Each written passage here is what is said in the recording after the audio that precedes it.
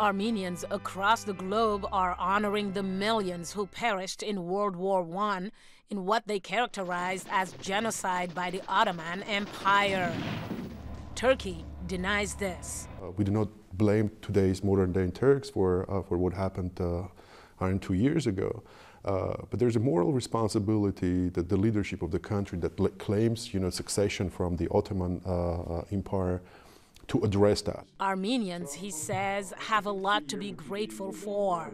The fact that, we survived, there is Armenians in the world, there's Republic of Armenia, a tiny little country that still exists, is an act of kind of defiance, a miracle. So obviously the genocidal intent failed, and that's what we celebrate, commemorate, and we fight for. Turkey says the death toll has been inflated and those killed were victims of civil war and unrest. 2 years ago, Turkish president invited both sides to investigate.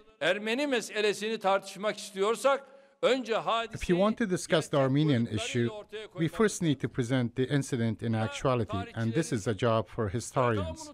We are opening our archives. Armenia should open their archives too, if they have them.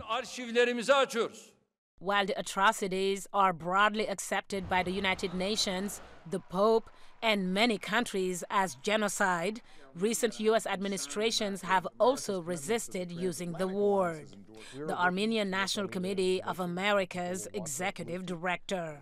The Turkish government essentially seeks to exercise a veto over what the American government can and can't say about the Armenian genocide. There's a broad-based civil society congressional effort to overturn that veto, to reject that gag rule.